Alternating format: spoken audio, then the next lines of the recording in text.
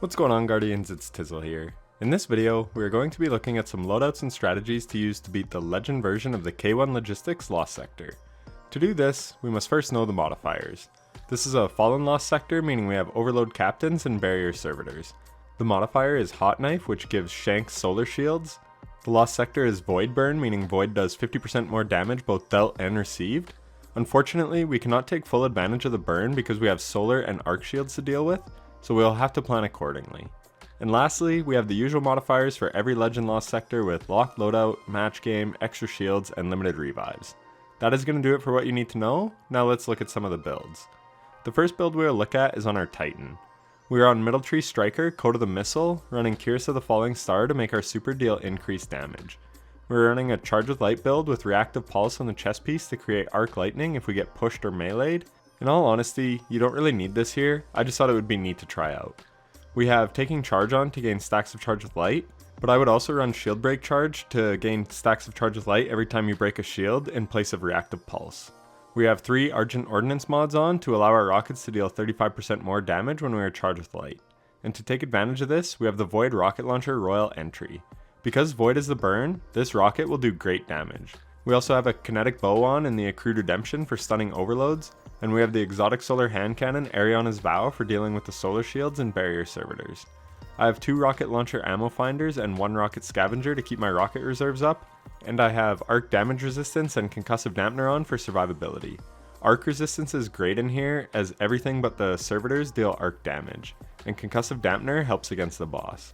I'm also running 2 Bomber mods to get grenade energy when I put down a shield, and 90 Discipline so that I get lots of grenades. This is important for dealing with the arc shielded captains as I do not have any arc weapons. That is pretty much it for the build. I started with this loadout in particular because I think it is probably the best to run in this Lost Sector. Ariana's is the king of anti-barrier this season because you only have anti-barrier auto, and it is also great for dealing with the solar shields. Royal Entry with Godslayer Warheads from Argent Ordnance will allow you to quickly deal with champions even if you are low light. And it has tracking on it, so it is nice against the boss as well. And then all you need is a Kinetic Bow for stunning overloads. This would be my go-to loadout for any character. However, I do have some alternative loadouts after this run. So with that, I will leave you to watch this run and then showcase the Warlock build after.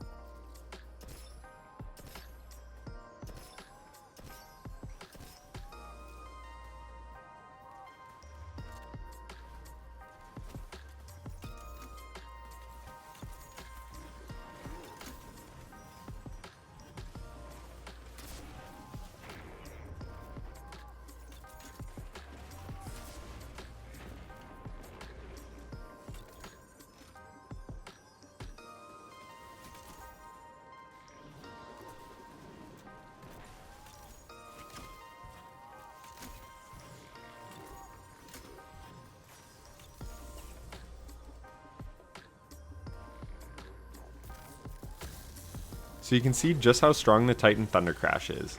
The boss normally teleports again after this, but we kill it before it even can. One thing I wanted to mention was that on the champions on this run, my rocket often hit adds first a lot of the time, and if you direct hit the champs, your rocket will do a lot more damage. I just got kind of unlucky, or maybe I should have just waited and killed the adds first. Either way, let's look at the next build. For this build, we're on Bottom Tree Voidwalker, the Attunement of Hunger, aka the Devour Tree. We have the Blink Jump on, and we have a Charge with Light build with Taking Charge and Shield Break Charge for gaining stacks, as well as Supercharge so that we can gain 2 additional stacks of Charge with Light. We then have Lucent Blade on to allow our sword to deal more damage. We're running Sword Ammo Finders and an Enhanced Sword Scavenger, and on our class item we have Passive Guard so that we take less damage when we're wielding a sword. For weapons, we have a Kinetic Auto Rifle with Anti-Barrier Auto just in case we need it, and we have the Exotic Solar Bow Tiku's Divination for overloading champions. You could also run Overload Sword from the Seasonal Artifact instead if you wanted, because in this loadout we are running the Arc Sword Bequest for taking out enemies and champions and for dealing with the Arc Shields. That is pretty much it for the loadout. This loadout works great throughout the Lost Sector, but it is not great for the boss fight. However, if you needed to, you could always just chip away at the boss with Tikus as it does really good damage for a primary. Anyways, enjoy the run.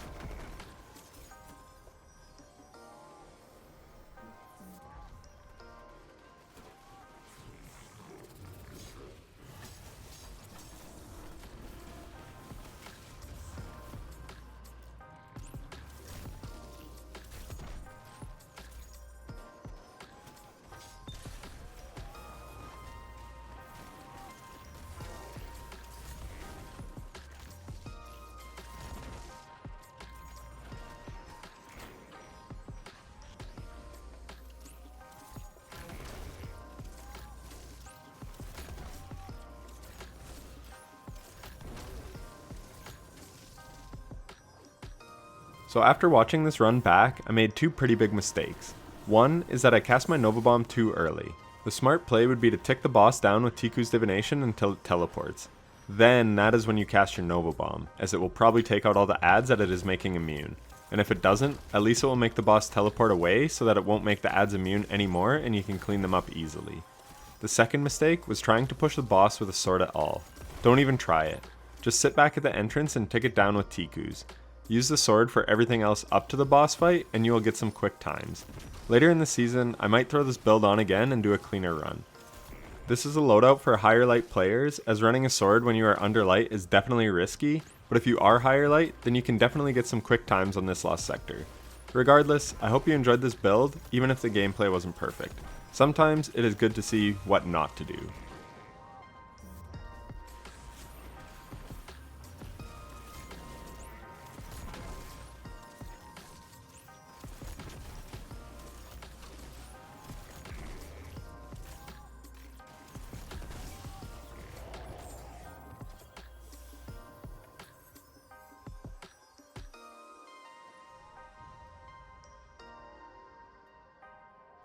Now let's check out the final build, and for this one we're on Top Tree Night Stalker running 100 mobility, the Marksman dodge to reload our weapons, and the exotic chest piece 6 Coyote so that we get a second dodge charge. We have the same type of build on as the Titan with 3 Argent Ordnance mods to make our rockets deal increased damage, but we have powerful friends on this time just for the plus 20 to mobility.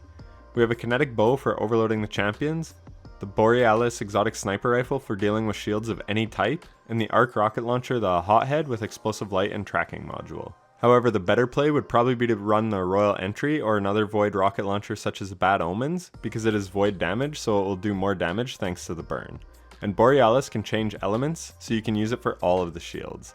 This is a risky playstyle though, as we do not have any anti-barrier. But if you wanted, you could simply sub in Ariana's Vow instead of Borealis, as you will still have arc damage covered with the rocket launcher. So you can certainly mix and match. The strategy here is to fire off 2 rockets before the barrier servitor puts up its shield, and we can accomplish this with the Marksman dodge. Anyways, I will leave you to watch the run and catch up with you towards the end.